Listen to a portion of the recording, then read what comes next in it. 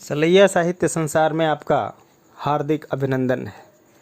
आज परसाई की एक व्यंग्य कहानी इति श्री रिसर्चाय का वाचन आपके समक्ष करना चाहता हूँ।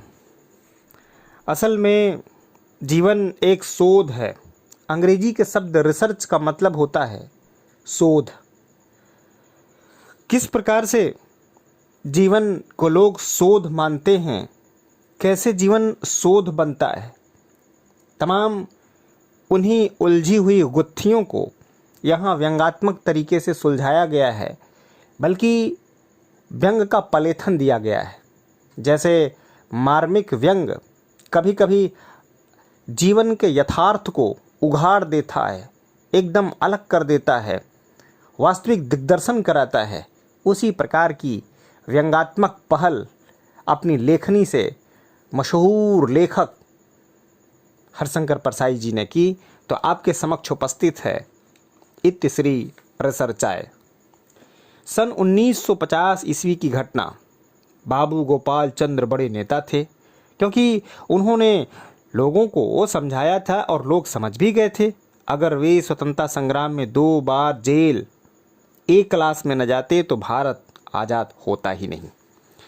तारीख 3 दिसंबर 1950 की रात को बाबू गोपाल चंद्र अपने भवन के तीसरी मंजिल के 7वें कमरे में 3 फीट ऊंचे पलंग के 1 फीट मोटे गद्दे पर करवटें बदल रहे थे। नहीं, किसी के कोमल कटाक्ष से विद्ध नहीं थे। वे योजना से पीड़ित थे। उन्होंने हाल ही में करीब 4 लाख रुपया चंदा करके स्वतंत्रता संग्राम के शहीदों की स्मृति में एक भव्य बलि स्मारक का निर्माण करवाया था। वे उसके प्रवेश द्वार पर देश प्रेम और बलिदान की कोई कविता अंकित कराना चाहते थे। उलझन यह थी कि वे पंक्तियां किस कवि की हों। स्वतंत्रता संग्राम में स्वयं जेल यात्रा करने वाले अनेक कवि थे, जिनकी ओज में कविताएं थीं और वे नई लिखकर दे भी सकते थे, पर वे बाबू गोपाल चंद को पसंद नहीं थीं। उनमें शक्ति नहीं है, आत्मा का बल नहीं है, उनका मत था।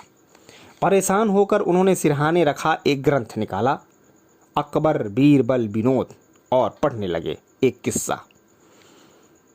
तब अकबर ने जग्गू ढीमर से कहा, देख रे, शहर में जो सबसे सुंदर लड़का हो उसे कल दरबार में लाकर हाजिर करना, नहीं तो तेरा सिर काट लिया जाएगा। बादशाह का हुक्म सुनकर जग्गू ढीमर चिंतित हुआ। आखिर शहर का सबसे सुंदर लड़का कैसे खोजे? वह घर की पर्ची में खाट पर बड़ा उदास पड़ा था कि इतने में उसकी स्त्री आई। उसने कहा, आज बड़े उदास दिखते हो, कोई बात हो गई है क्या? जग्गू ने उसे अपनी उलझन बताई। स्त्री ने कहा, बस इतनी सी बात, अरे अपने कल्लू को ले जाओ, ऐसा सुंदर लड़का शहर भर में न मिलेगा। जग्गू को बात पटी, खुश होकर बोला, बताओ भला, मेरी अक्ल में इतनी सी बात ना आई। अपने कल्लू की बराबरी कौन कर सकता है? बस दूसरे दिन कल्लू को दरबार में हाजिर कर दिया गया। कल्लू खूब काला था, चेहरे पर चेचक के गहरे दाग थे, बड़ा सा पेट, भिचकी सी आंखें और चपटी नाक। किस्सा पढ़कर बाबू गोपाल चंद ठीक जग्गू ढीमर की तरह प्रसन्न हुए। वे एकदम उठे और पुत्र को पुकारा, गोवर्धन, सो गया क्या? जरा यहाँ तो आ।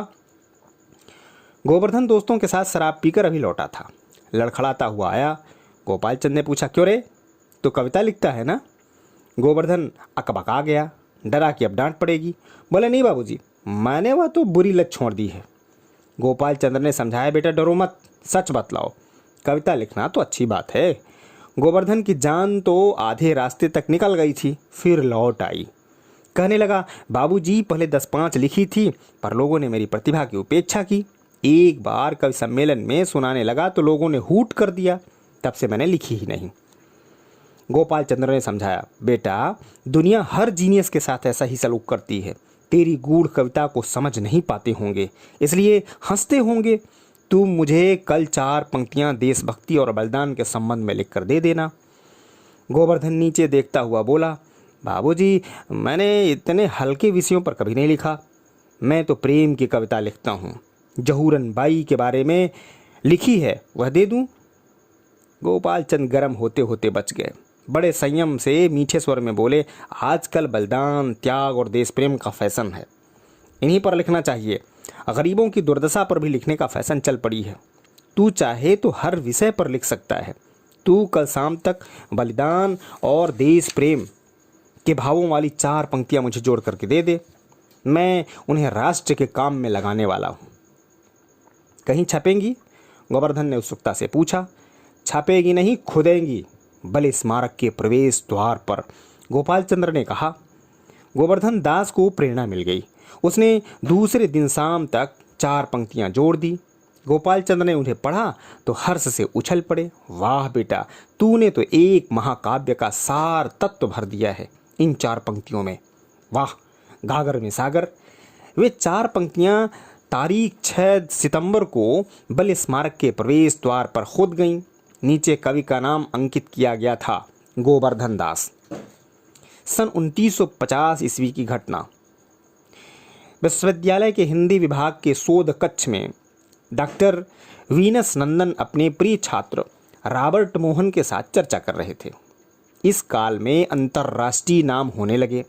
रॉबर्ट मोहन डॉक्टर वीनस नंदन के निर्देश में 20वीं शताब्दी की कविता पर शोध कर रहा था। मोहन बड़ी उत्तेजना में कह रहा था, सर, पुरातत्व विभाग में ऐसा क्लू मिला है कि उस युग के सर्वश्रेष्ठ राष्ट्रीय कवि का मुझे पता लग गया है। हम लोग बड़े अंधकार में चल रहे थे। परंपरा ने हमें सब गलत जानकारी दी है।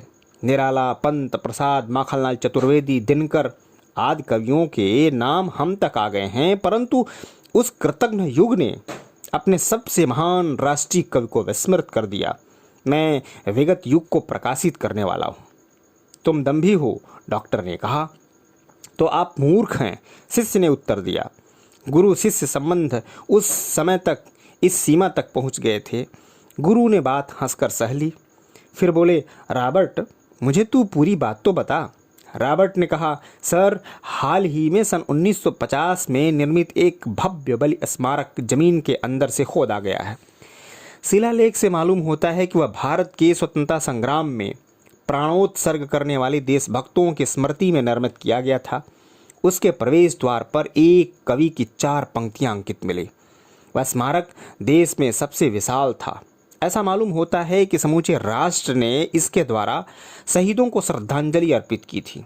उस पर जिस कवि की कविता अंकित की गई थी वह सबसे महान कवि रहा होगा। क्या नाम है उस कवि का? डॉक्टर साहब ने पूछा।